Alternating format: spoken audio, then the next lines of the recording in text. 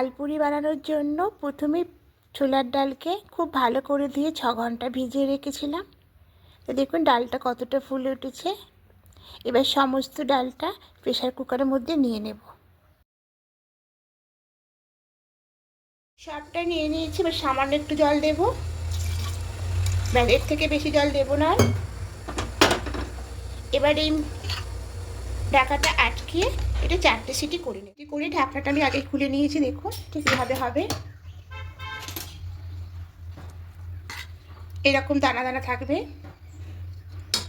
এবার এটা একটা চাকরির মধ্যে দিয়ে দেব এইভাবে। এইভাবে করে রাখলে এক্সট্রা জলটা ঝরে যাবে।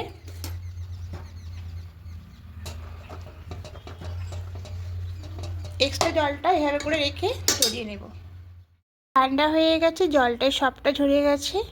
এবার এটা একটা গামলার মধ্যে ঢেলে নেব, দিয়ে খুব ভালো করে এটাকে মিহি করে মেখে নেব।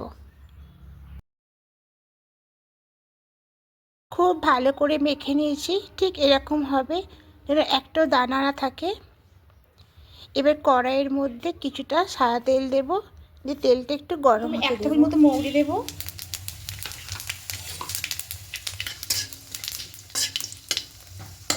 কাঁচা লঙ্কা কুচি দেব,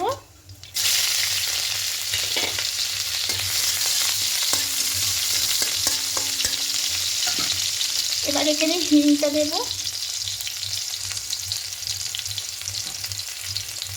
একটু হালকা করে ভেজে নেব। করে ভেজে নিয়েছি। এবার এখানে ডাল বাটাটা দিয়ে দেব।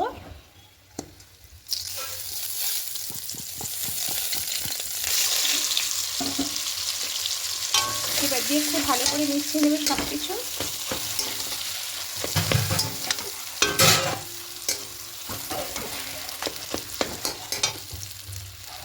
এখানে ভাজা মশলা দেব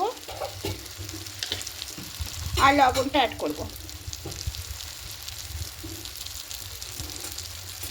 এবার চিনি দেব। এবার সব কিছু খুব ভালো করে একটু ডালের সঙ্গে ভালো করে মিশিয়ে নাড়াচাড়া করে দেব।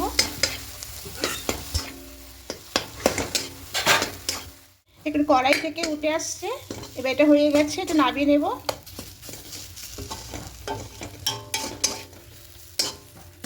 ঠিক যখন এরকম করে উঠে আসবে তখনই নামিয়ে নিতে হবে। এবারে এটা ঠান্ডা করে নেব।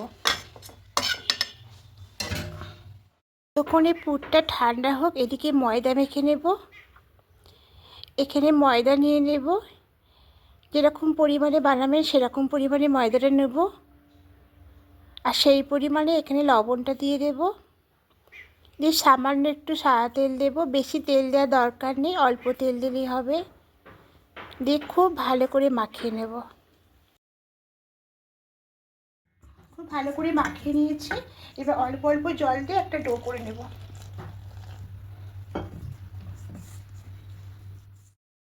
ডোটা একদম হয়ে গেছে। নেব আর একটু ভালো করে মাখিয়ে নেব।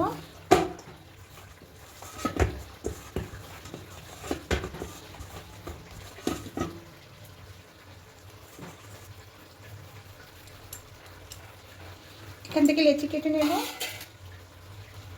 এরকম সাইজে করব।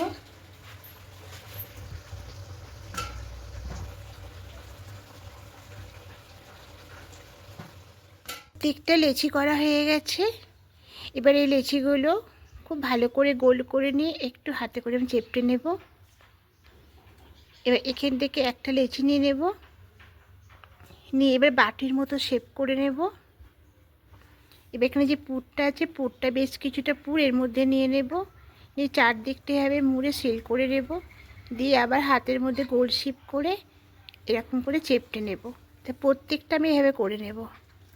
এবার এখানে একটু তেল লাগিয়ে নেব, এখানে দেব, দিয়ে বেলে নেব।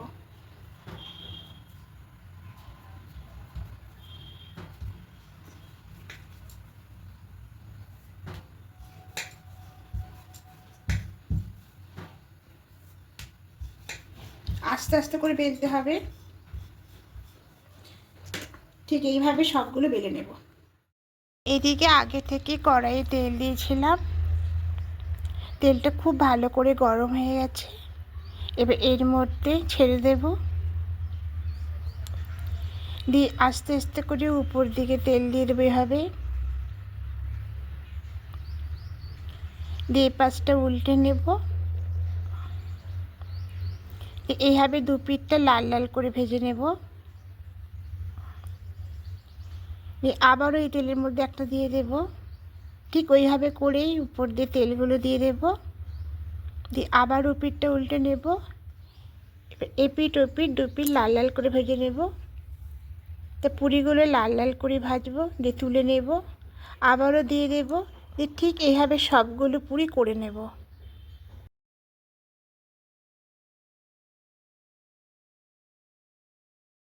ডালপুরিগুলো সব হয়ে গেছে। এবার আমি একটা ছিঁড়ে দেখাচ্ছি, দেখুন কতটা সুন্দর নরম হয়েছে, ভেতরটা দেখুন। তো যদি বন্ধুরা আমার রেসিপিটা ভালো লেগে থাকে অবশ্যই কমেন্টে জানাবেন। যারা নতুন নতুন বন্ধুরা দেখছেন এখনও পর্যন্ত সাবস্ক্রাইব করেননি তাদের কাছে অনুরোধ রইল সাবস্ক্রাইব করে পাশে থাকার জন্য। আমিও আপনাদের পাশে থাকবো। আজকের মতো টাটা।